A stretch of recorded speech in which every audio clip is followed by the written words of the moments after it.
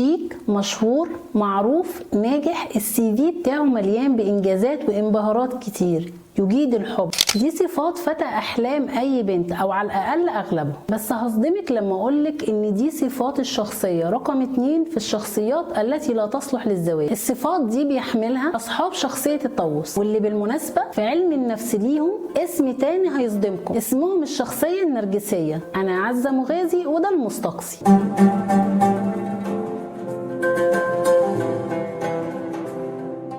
حسب الأسطورة الإغريقية كان في صياد اسمه نارسيس، كان شديد الجمال، ويمكن ده بسبب إنه ورث الجمال من أمه الحورية ليروبي، عروس النهر عند اليونان. الصياد نارسيس كان شديد الغرور والفخر بنفسه لدرجة انه ما كانش بيعرف يحب غير نفسه، وياما دمر حياة حوريات وقعوا في حبه. وفي يوم من الايام الالهة نمسيس احد آلهة الاغريق واللي دورها اشبه برقيب الاخلاق ما عجبهاش تصرف الصياد، خصوصا غروره وتدميره للي وقعوا في حبه، وقررت تعلمه درس كبير ليه ولغيره. وعشان تعلم الصياد الدرس ده اخدته البحيرة ميتها صافية زي المراية، ولما نارسيس شاف انعكاس صورته في الميه وقع في حب صورته لدرجه انه ما بقاش قادر يفارقها، وقعد يحدق فيها على مدى ايام لغايه ما مات من العطش والجوع. القصه دي فضلت مجرد روايه ومثل للشخصيه المغروره اللي بتحب ذاتها، لغايه ما جه مؤسس علم النفس الحديث فرويد والقى الضوء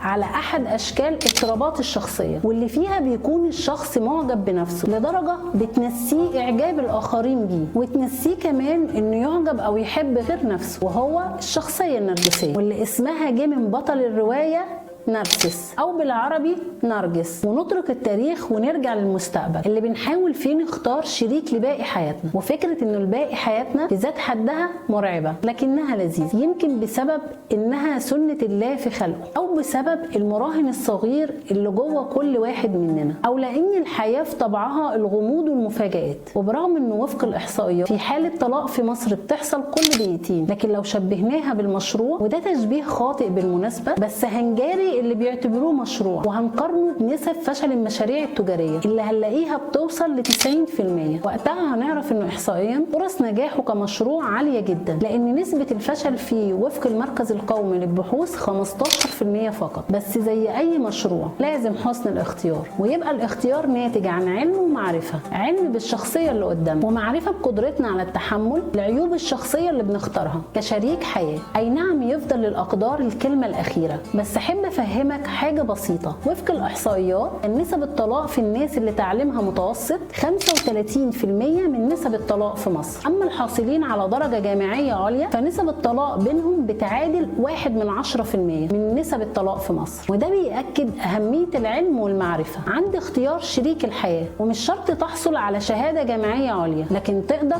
تقرا اكتر كتب موثوق فيها عن فن اختيار الشريك، وده هيخليك اقرب للاختيار الصح. وخليها دايما قاعده في حياتك، خد خبرات اللي قبلك وتجاربهم وابني عليها افضل من انك تجرب في نفسك. واياك في يوم تحمل نفسك اكبر من طاقتها، لان اللي خلقك نفسه حط قاعده انه لا يكلف نفسا الا وسعها، وان مجموع 1 زائد 1 يساوي 2، وعمره ما هيبقى 3. فما تجيش تختار شخصيه لا تصلح للزواج وتقول ان الزواج هينجح، وحتى لو استمر الزواج فاكيد لانك قررت تتخلى عن شخصيتك واصبحت عبد لعيوب شخصية اللي اخترته. فمبروك عليك، الحياة تعيسة. الأشخاص المصابين باضطراب الشخصية النرجسية بيتوصفوا بشخصية الطاووس، من كتر ما بنلاقيهم مهتمين بمظهرهم وشياكتهم وصحتهم. هنلاقيهم دايما بيتكلموا عن نفسهم وعن إنجازاتهم وطموحاتهم. المشكلة إن البعض مننا ممكن يشوف إن ده ثقة بالنفس، وبدل ما يهرب بيقرب أكتر لغاية ما ينكوي بناره ويبقى زي الفراش اللي اتسحر بالنور اللي جاي من النار وقرب لغاية ما اتحرق. الشخص النرجسي اصلا مش شايف ولا شايف ليكي اي ميزه في حياته، هو كامل الاوصاف، لكن ما عندهوش مشكله يستخدمك لخدمه اهدافه وبعدين يرميكي في اقرب سله للمهملات. من اخطر نقاط قوه الشخصيه النرجسيه قدرته على اقناعك بحبه الشديد ليكي، لكن لو اديتي فرصه لعقلك في تحليل مشاعره هتلاقيها مصطنعه وسطحيه وما فيهاش عمق. اختيار الشريك لازم نستخدم فيه ميزان العقل والقلب، وبلاش تنبهر باللي بتشوفه عينك او بتسمعه ودانك. اكبر مشكله هتقعي فيها لو اتجوزتي نرجسي هو عدم شعوره بالرضا، اللي هيوصل لدرجه انه مش راضي عن ارتباطه بيكي في المستقبل لانه شايف انك ما تستاهلهوش، وهو وهو يستحق افضل منك. هل الشخصيه دي نقدر نكتشفها بسهوله ولا محدش بيعرفها الا بعد ما بتقع الفاس في الراس؟ الحقيقه ان النرجسيه مرض زي اي مرض، لو عرفنا اعراضه بنقدر نشخصه. عشان كده لما تيجي تختار شريك او شريكه حياتك وخايف لا يكون نرجسي، لازم تراجع الاعراض دي كويس. شعور مبالغ بنفسه، شايف نفسه فوق الناس، رغبته انه يبقى محط اعجاب دايما، لازم كادر الصوره يبقى متسلط عليه هو وبس، ويطلب منك الاعجاب غير المشروع، يعني تبقى معجبه بيه في كل حالاته، لانه شايف نفسه انسان مكتمل ويستحق. بيطلب منك او منك انك تعترف بانجازه وفضله عليك بدون ما يكون ليه انجاز او فضل حقيقي. استعراض المواهب وانجازاته والتقليل من مواهب وانجازات الاخرين. تقريبا كل ما تقعدوا سوا هتلاقيه بيكلمك عن انجازاته في الشغل، وانه شايل الشغل لوحده، وازاي لو غاب يوم الدنيا بتخرب. بيحكي لك عن عبقريته في الجامعه او في المدرسه بشكل متكرر، ولو جيتي تبادليه نفس الحديث وتتكلمي عن انجازاتك تلاقيه بيقلل منها، سواء بشكل مباشر او غير مباشر. بيتعمد يفقد تركيزه في اللي بتقوليه. من صفاته تخيلات الخصوصية والتفرد، بمعنى انه شايف ربنا خاصه عن دون الناس بميزات مش عند حد، وتلاقيه معجب بشدة بذكائه الخارق وبجماله الساحق، وبيجري ورا الهيبة والتأثير، عايز يبقى مؤثر في المجتمع والكل يهابه، شايف ان اللي هترتبط بيه لازم تبقى عظيمة. عشان كده بيبحث دايما عن اشخاص استثنائيين. من اسوأ الصفات في الشخص النرجسي الحسد، دايما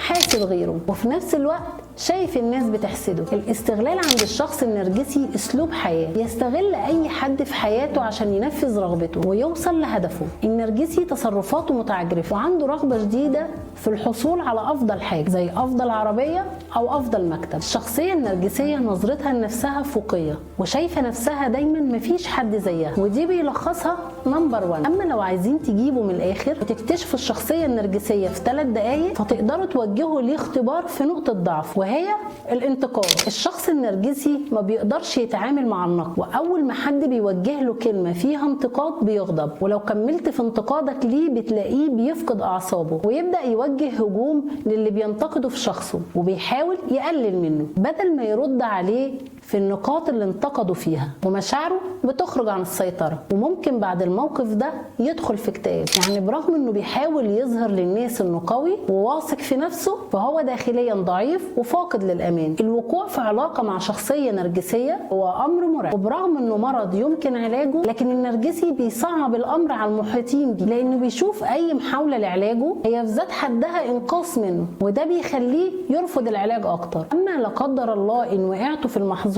وارتبطتوا بشخص نرجسي، لازم تاخدوا بالكم من الاماكن اللي هيهاجمكم فيها. زي ما سمعتوا، هو هيحاول دايما يدمركم عن طريق البحث في نقاط ضعفكم، واول حاجه هيبدا بيها هي تدمير علاقتك القويه سواء بالاهل او الصحاب، وهتلاقيه بيحاول يزعزع ثقتك فيهم، وفي نفس الوقت بيصنع شرخ في علاقتك بيهم، ولو فشل بيخيرك بينه وبينهم. تاني حاجة هيعملها الشخص النرجسي في حياتك هي عزلك عن المجتمع والمحيطين بيكي عشان يخرجك من دايرة الأمان بتاعتك. طبعا حضرتك في بداية العلاقة بتكوني مبهورة بشخصيته، وبتبدأي بحسن نية وعبط تعرفيه بكل معارفك وكل اللي بيحبوكي، بس مع الوقت بتلاقي حاجة غريبة بتحصل. كل شوية في ناس بتبعد عنك، واللي كانوا بيحبوكي بيهربوا منك، ولو شافوكي في الشارع او في مناسبة بيسلموا سلام بارد وجاف، وانتي مش فاهمة عملت لهم ايه ولا حصل ايه بالظبط، ويبدأ يسقط من دايرة حمايتك شخص ورا التاني. والسبب ان اللي ارتبطتي بيه حرفيا محسوب على البني ادمين غلط، عمال بحرفية شديدة ينبه صحابك وحبايبك لسلبياتك وعيوبك ويسلط الضوء عليها، وفي كل مناسبة بيشوه صورتك في عينيهم ويقلل من قيمتك ويخليهم بلا شعور يفقدوا ثقتهم فيكي عشان تبقي فريسة سهلة ليه. واخيرا حاولوا دايما تقروا وتستفيدوا من خبرات غيركم. غيرك عانى عشان انت تعرف الطريق، فارجوك ابدأ من حيث انتهى بدل ما تعاني وتضل الطريق. ومن هنا خلصت حلقتنا، ومنتظرة تعليقاتكم عن الاشخاص النرجسيين اللي قابلتوهم في حياتكم، وهل قدرتوا تكملوا في العلاقة ولا قررتوا الرحيل. وما تنسوش تدعمونا باللايك والشير على الفيسبوك وتفعيل الجرس والاشتراك بالقناة على اليوتيوب. اشوفكم الحلقة الجاية.